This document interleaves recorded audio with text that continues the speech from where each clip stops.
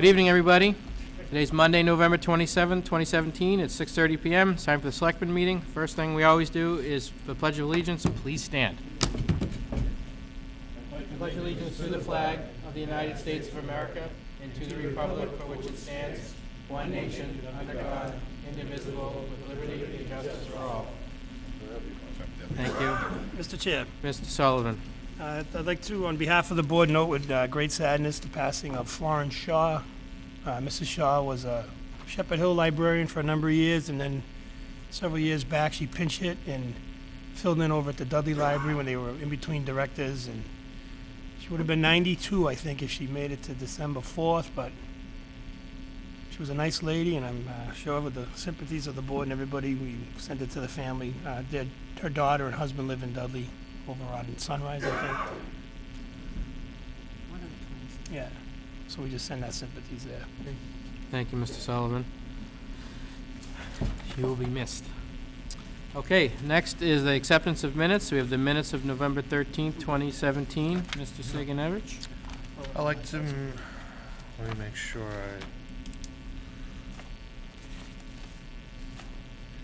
I don't have the minutes, sir. Mr. Chairman, I'm going to move Right, we Paul? approve the minutes of regular meeting minutes of November 13th, 2017. Second.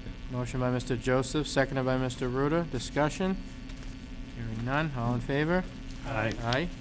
And then we have the executive session minutes of November 13th, 2017. Mr. Chair, make a motion that we Sullivan. accept but not release the minutes from the executive session of November 13th, 2017 as the ongoing issue.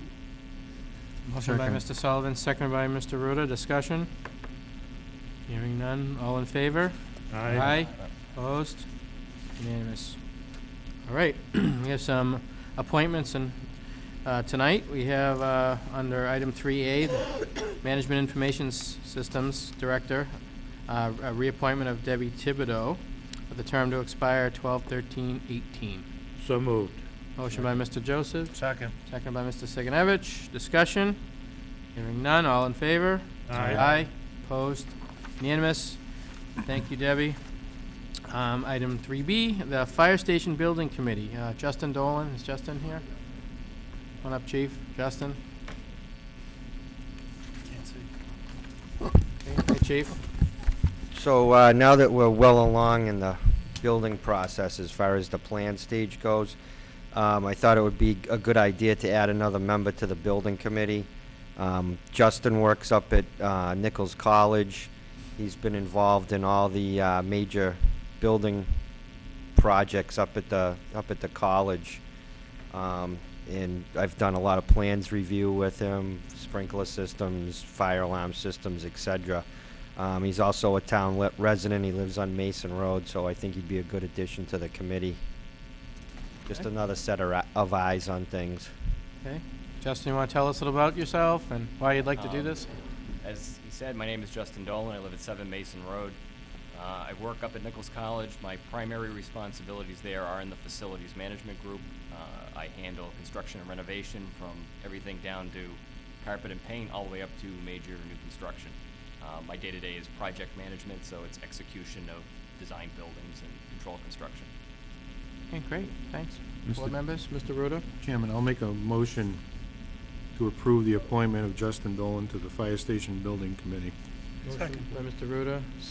Does that motion include effective immediately? Effective immediately. Second. Motion by Mr. Ruda, seconded by Mr. Sullivan. Discussion? Hearing none. All in favor? Aye. Thank you, Justin. Welcome. Thank you. Glad you're here. Thanks for being willing to serve. All right, item 4, public comments. Is anybody here tonight would like to talk about something that's not on tonight's agenda? Seeing none, we'll move on. Greg is on vacation, so no town administrators report, no around town. We have a public hearing tonight, tax classification hearing. I'd like to, well, it's supposed to be at 7 o'clock. Michelle, how do we? Can't start it. Should we come back? We'll come back on that, Lisa, if you don't mind. But, well, if you got what the board's permission, we'll jump to public business and come back. Mike Spall's here. Mike, you want to talk about the Fire Station Building Committee update?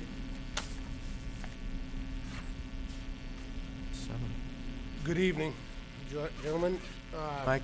We've been progressing with the building committee and with our architects now that we have brought on board CMS as our project managers. We've met several times with them so far.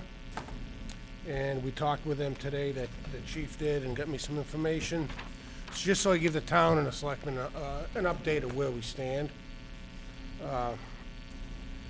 As of right now, we have completed 100% of the schematic design portion of the project, which is this set of blueprints right here, which are they're always at the fire station if anyone would like to see them, to review them. The geotech and site surveys are complete as well, which is good. We are currently in the design development phase of the project, and we'll be completing that this month.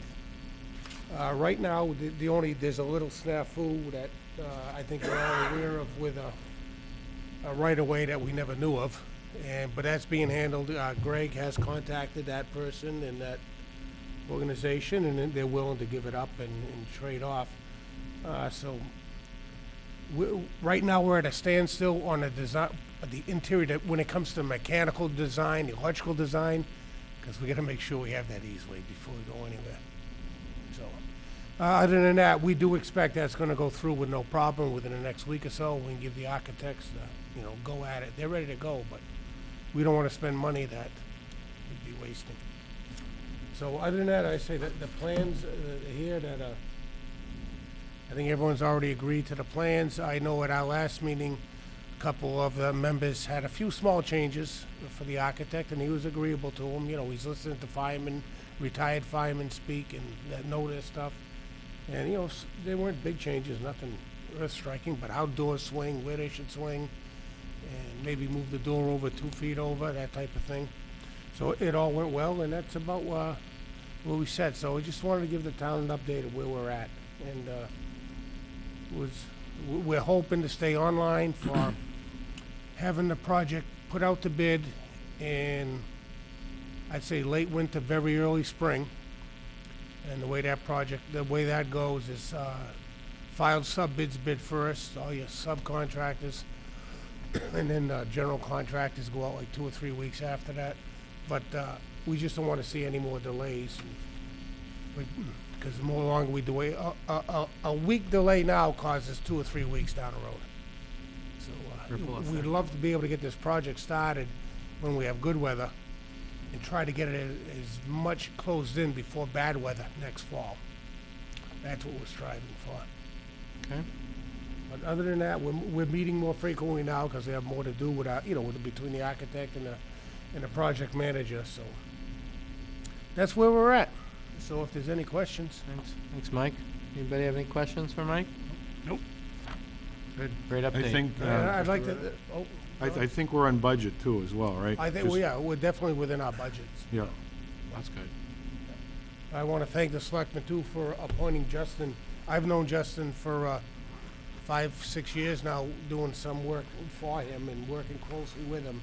So he'd be great set of eyes to have on this project. So, thank you for appointing Okay. him. Yep. Awesome. Hey, thank Thanks, you. Mike. Thank Thanks, you. Mike. Thank you.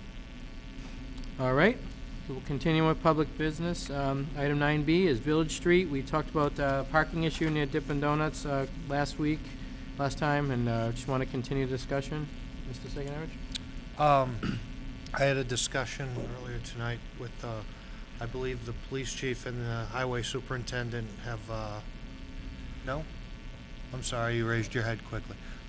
Woke him up. If you guys could, if you don't mind coming up, you'd mentioned something about an idea to put up some sort of a barrier to keep people from parking where they Yeah, I are think for what now. a couple things we had talked about since the last meeting was we had some ideas. I talked with Danny and discussed it with Greg, and he was supposed to be reaching out to the owners from the business down there, probably about some temporary signage right there to be used, some portable signage to be used with the operations in business. So that's one of the discussions he was having with them.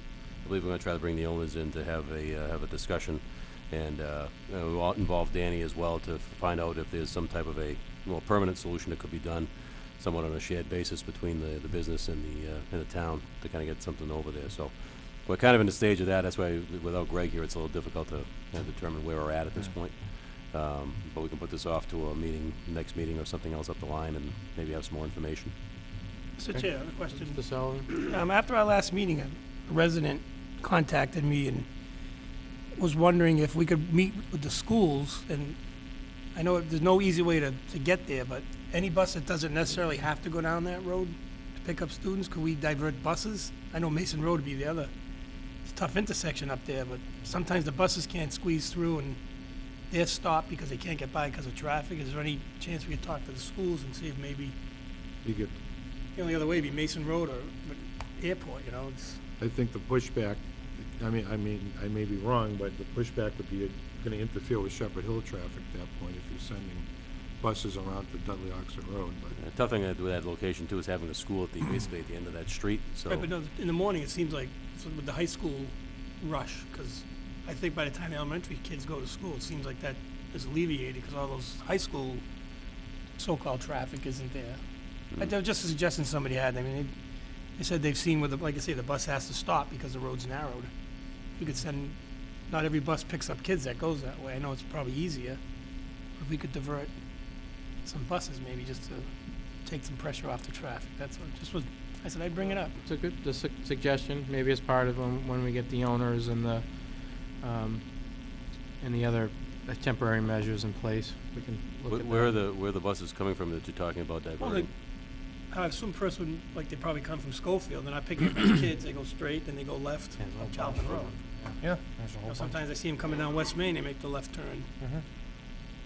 You know, just, I mean, maybe it'd only be a handful of buses, but it might just be a little bit extra just to take that choke away. Yeah, we can mention it to the bus company and see if that's something that's. Like I said, I know Mason Road would be the next logical stop, and that's, can be a tough intersection up there, but just, Suggestion? yeah, The best solution is for cars not to be parked where they're parking illegally. We'll get there. oh yeah, that's Agreed, obvious. Harry, agreed. Thank you very much. Thank you, Chief. Thank you, Chief. Thanks, Chief. Anything else on this topic, guys? So, Michelle, if we could, I know that there's some family issues there, but, you know, but maybe if in time for the next meeting with Greg and everybody, if they could sit down, and then we'll come to some sort of a solution, that'd be great.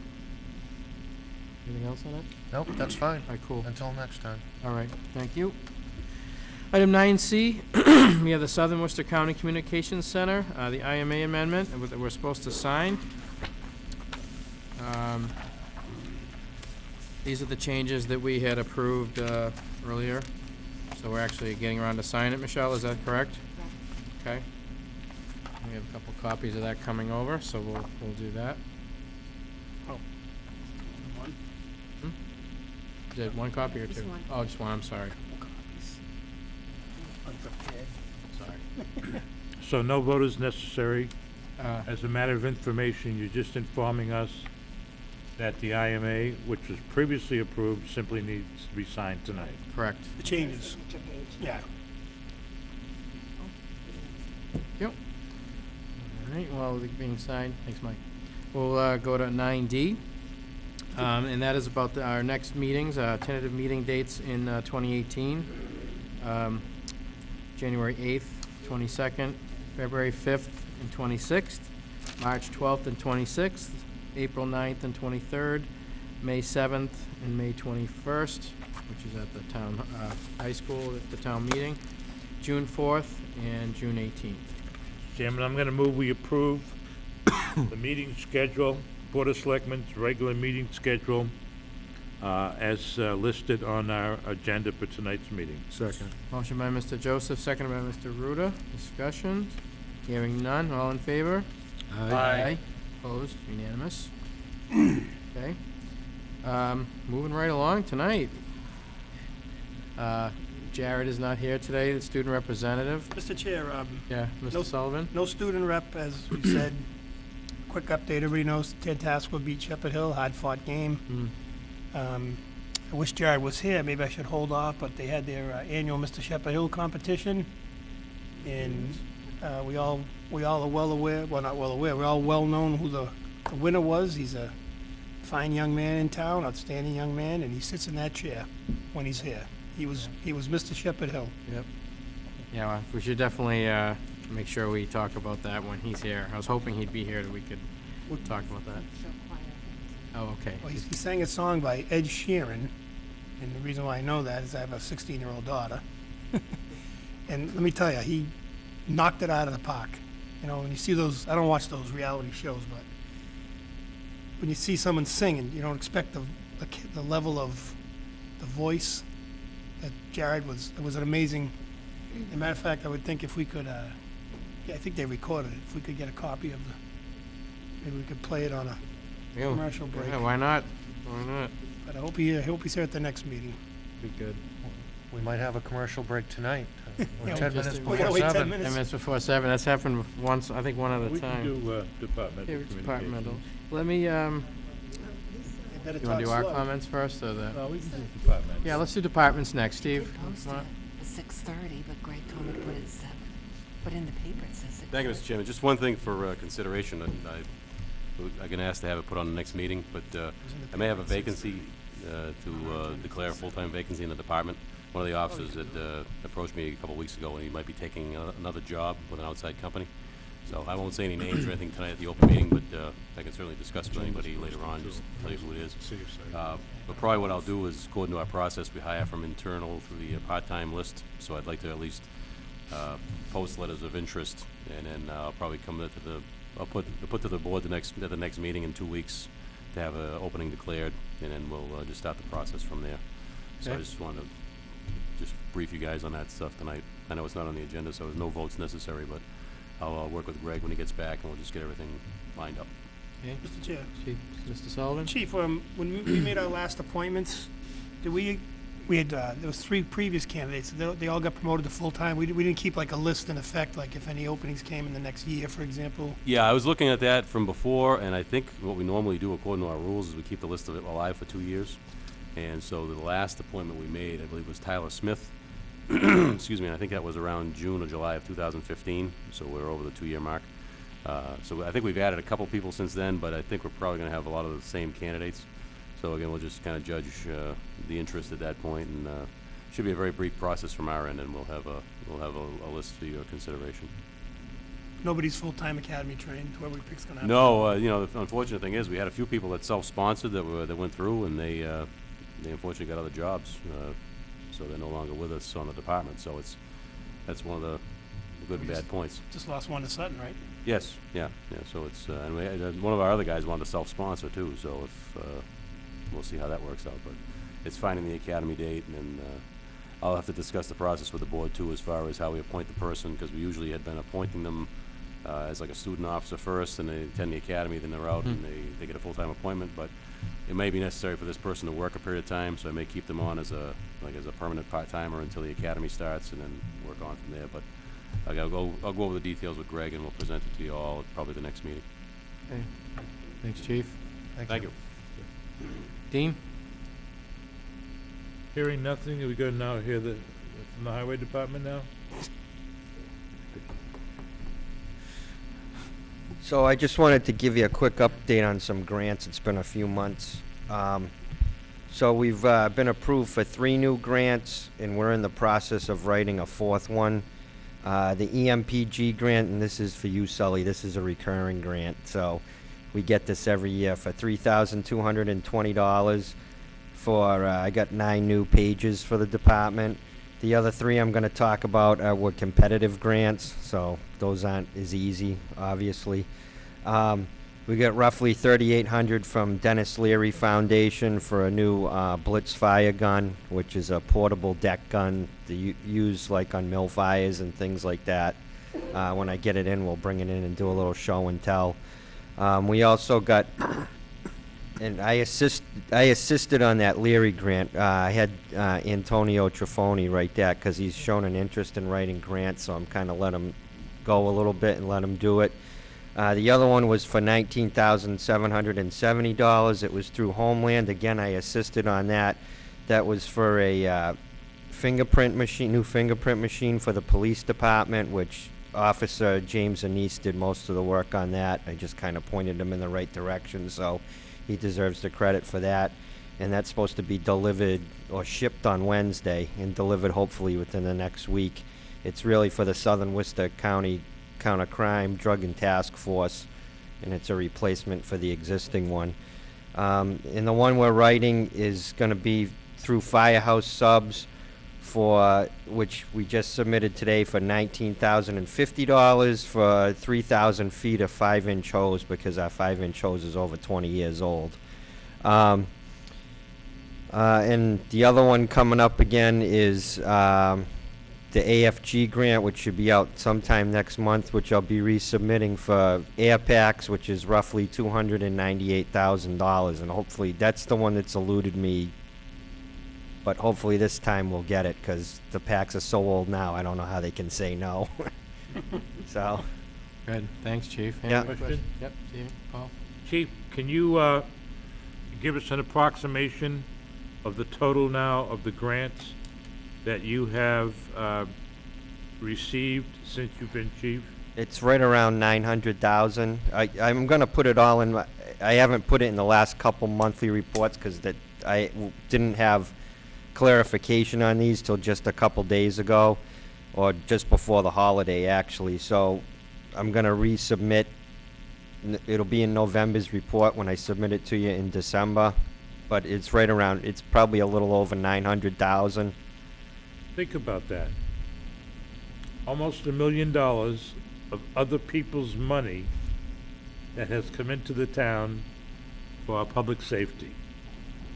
Can Pretty agree with cool. that, yep.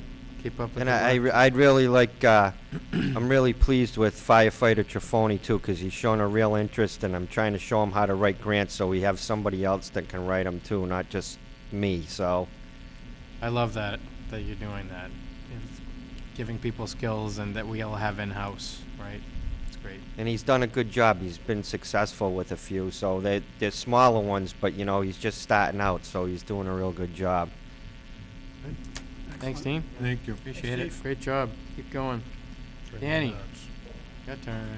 Just a couple small things, Mr. Chairman. Even though the weather's been great the last few weeks, winter will get here eventually. Now is a good time for residents to check the stability and the strength of their mailboxes. A lot of times the weak ones are knocked over by the snow being discharged from the plow. We're not responsible when that happens, only if the plow actually hits it. The weak You ones. can get out there and check them, that'd be good. Okay. Number two, also, usually around December 1st, we ask residents to remove the portable basketball hoops off the sides of the roadway so it doesn't interfere with the plowing operations or cause damage to the trucks or the equipment. And that's it. Okay. Any questions for Danny? Paul? Dan, how are the new hires? I know you've been working hard to get people to snuggle in, or nestle in rather, to their new positions. How are the new appointments working out? Yeah, it's only been a couple of weeks, but so far they've been working out real well. Good. Yep, no problems at all so far. Good. I think you went about the whole thing, and I want people to know this, that you went about the whole thing in a classy, tactful, collective bargaining, compliant, efficient manner. And I, for one, and I'm sure I speak for the board, that we're all very grateful for that. Well, I thank the board as well for assisting me in that, too. Thank you. Okay, thank you, Danny. All right, let's do board member comments before we have Lisa coming up. What do we do on B? On B, which B? What's B? Village Street? Yeah, Village Street. Do we do anything on that? That's going to be like a boomerang. It's going to come back. It is coming back? Coming back. Okay. There's some In more work to be process. done. In process. Yeah, I simply want to remind people that the Blessed Backpack Brigade is having their Thanksgiving meal in 2 days, on Wednesday, from 5 to 6 p.m. at the Webster Dudley American Legion on the corner of Lake Street and Houghton Street. And the important thing is that this meal School Street. is being entirely paid for. Houghton? School Street. Houghton, You said Lake and Houghton? yeah. School Street, Houghton. Well, you know where it is? It's got the American flag right on Lake Street. School Street. It does. No. Right. Yes. Oh, School Street, yes, School Street and Houghton Street. But this meal is being entirely paid for and served by the Dudley Women's Club. What's for dinner that night, Paul? All the trimmings, Oh, yeah? Tell me. all the trimmings, turkey, besides me and Laurie and Lisa and others. Stuffing, carrots, butternut squash, cold drinks, Jell-O, desserts, coffee, tea, which we go around and do as soon as people start getting there. Isn't that right, Lise? We start serving that, unlike other meals. We serve it as soon as people start coming in the door. And what's nice is in the cold weather, they linger, and they linger, and they linger after they eat. And they socialize. So it serves a multiple of purposes. It's great, Paul. Are we at 7 o'clock? Almost. We're right there. Right We're there. good. Oh, Mr. Chair, before we, one more board member comment. We'll just finish up board member comments. Say and Michelle and Earls next Wednesday. I was gonna mention that, go ahead. Next Wednesday? Next Wednesday, what time? Week from Wednesday. And what time does that start? That's the Dudley tree lighting for everybody. That's a big, great event every year, so. We figure Santa Come on shows down. up, what, about 7? 6:45? And there's the lady, just so we all understand, there's the lady that somehow pulls it together in her, quote, spare time. Right. So, No, I just told her, I said, she can't leave, but if she does leave someday, she has to come back to help run this. Oh, yeah. But she informed me she's gonna be playing Mrs. Claus to the good news in her family at that point. Question, is Santa Claus coming this year? Yes. And about what time is Santa coming? Well, we hope he gets there around 6:15. Oh, About what? 6:15? Okay, and Chief, is he coming in on a fire truck? Magical time. magical fire truck. Yeah, I think we should real bring him big in sleigh. we should bring him in a highway department truck this year, then put it back of a dump truck.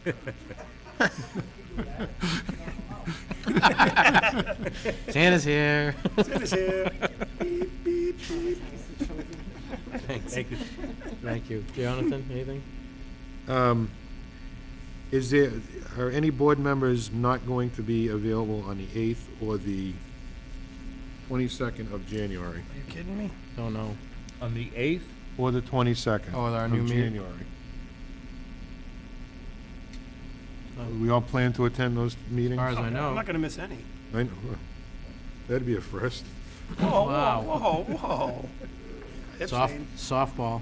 Abstain. What do you The got? reason I'm asking is because Greg's contract it's time to renegotiate. It's coming up for another 3 years, Mr. Chairman, is that correct? 2. 2? Okay. So we'll, Could I ask then, and I'm glad you brought that up, Jonathan, could I ask that at our next meeting, there's an agenda item where folks can either volunteer or the chairman can appoint a subcommittee to negotiate that? I was planning on doing that. I have his. that's fine, yeah. What I thought we could do, though, at one of those 2 meetings, probably the 8th sounds like a good one, is that the entire board, before the subcommittee gets involved in it, should hear what he proposes Okay. In executive, or? in executive, it's in terms of a And then negotiation. and then the full appointment, discussion, evaluation is public? Correct. Okay.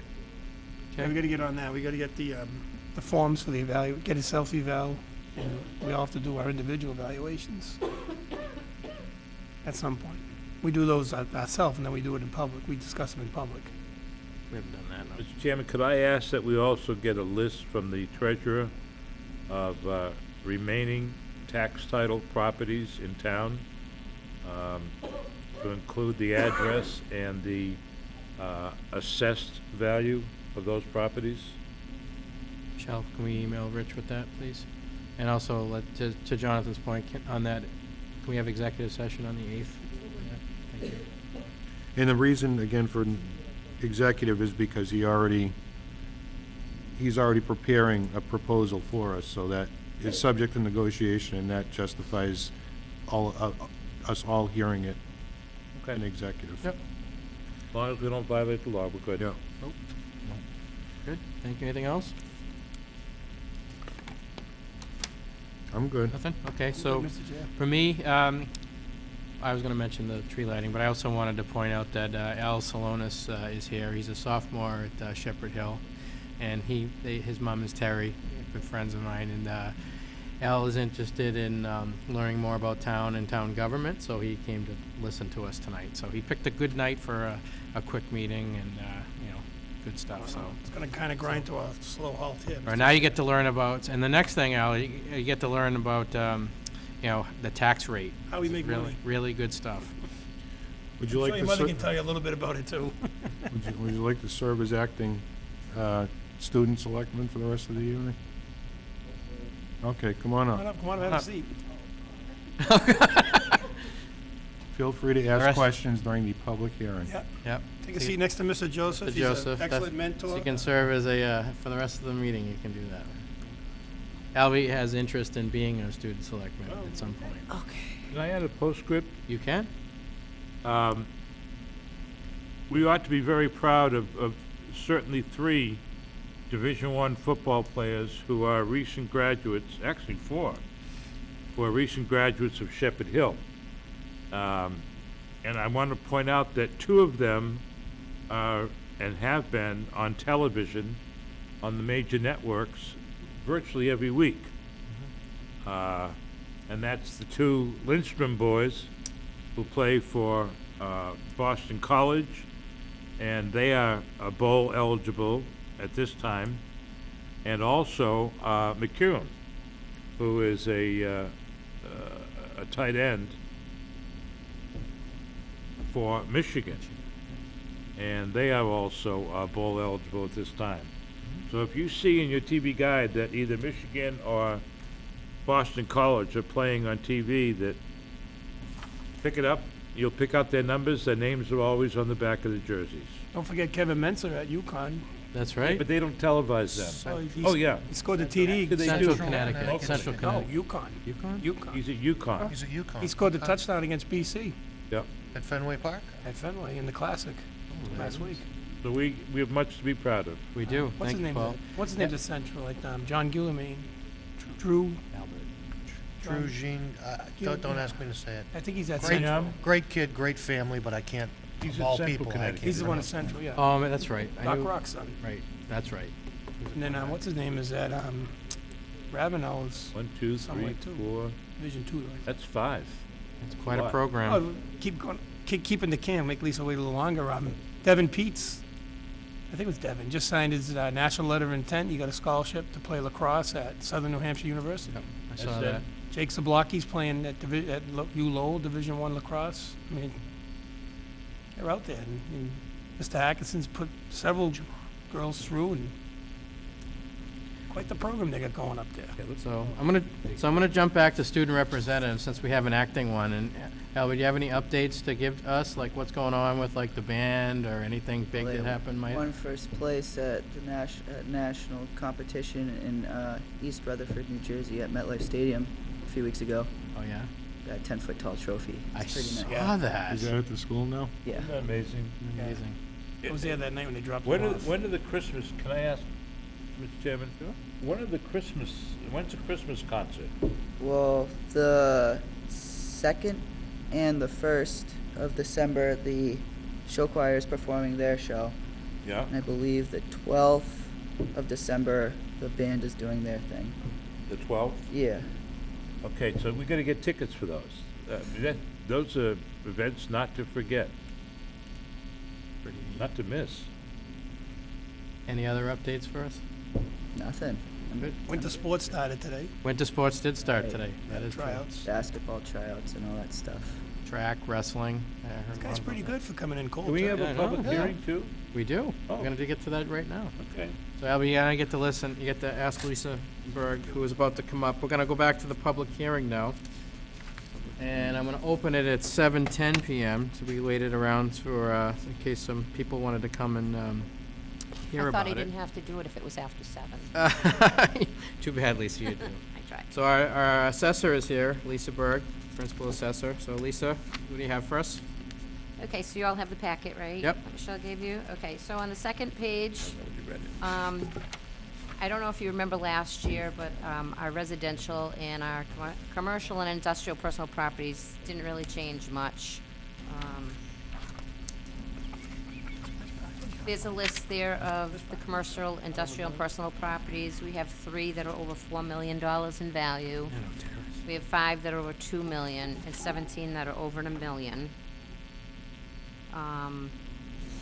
The least amount of those are residential. There's a lot of big ones like Mass Electric, Verizon, New England, Charter Communication, WGL Energy System. That's our solar farm up on Blackmore Road. Oh, it's right here. So those really didn't change. Some shifted, you know, Hamel might have been first last year and Gentex second, but really it's all the same top taxpayers that we've had in the past. Why would that change, Lisa, year over year? Like, did they Well, make it- improvements? It depends, like in personal property, there's certain depreciation tables, there's different depreciation tables for real estate and land, so it depends on what the market's doing, what replacement cost is doing. Lisa, didn't we give Webco a TIF also on their new building, right? Yes. Yeah. Yes, that's not in effect yet. They were exempt this year from. Right, so next I year? think this is their first year. I think next year will be their first year. Okay. So then on the next page, it's pretty much informational. The Department of Revenue approved our assessments on October 11th. There's 351 cities and towns in Massachusetts, and only 115 of those have a split tax rate. It hasn't changed much over the past few years. We are the 64th lowest tax rate in Massachusetts, but out of all the towns that have a split rate, that don't have a split tax rate, we are the lowest. The lowest? One of the lowest. We're Okay. 64th out of 351. So we're still in our enviable position. I think we were 65 or 67 last year, so we dropped a little bit lower. Well, the bill rate's going down again, right? So it looks like. Because if you look further, the assessments have gone up. Right. The average single family, I don't want people that are out there watching this to think that every single person's home is gonna go up 6%. Overall, the single family properties have increased 6%. Our values were very low. The market has gotten better. Replacement cost has increased. So that's where you get the increase. Our commercial properties increased by 3% overall, and our industrial properties increased by 9% overall. This year, our average single-family home for taxes is going to be an average of $244,278. Commercial, industrial, and personal property assessments are an average of $221 and $221,115. And then below, I have a history of the last 5 years' tax rates. As you can see, in 2014, it was 1168. It jumped up to 1226, and then it's gradually gone down since then because our assessments have gradually gone up. The proposed tax rate, if everything goes through with the Department of Revenue, will be 1173, which is 21 cents less than last year. On the next page, there's just a little bit of history of the assessed values by class. From 2016 to 2017, as a total, the assessments increased by 4%, and from last year to this year, there was a overall increase of 6%. Percentages by class, 2016 and 2017 were exactly the same. There was 92.3% residential and 7.7 for all the CIP properties. And we're seeing a slight decrease in the percentage of the CIP properties. I saw that. Why is that, Lisa? Well, we lost some chapter land, which was classified under that. Some of the farmers switched around their property where they may have non-productive woodland and they turned it into hay or croplands.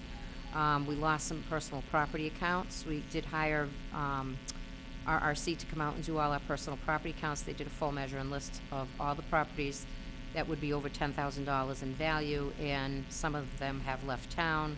We lost some because they didn't meet that threshold of $10,000, so that's where you're seeing that. Okay. 0.2%.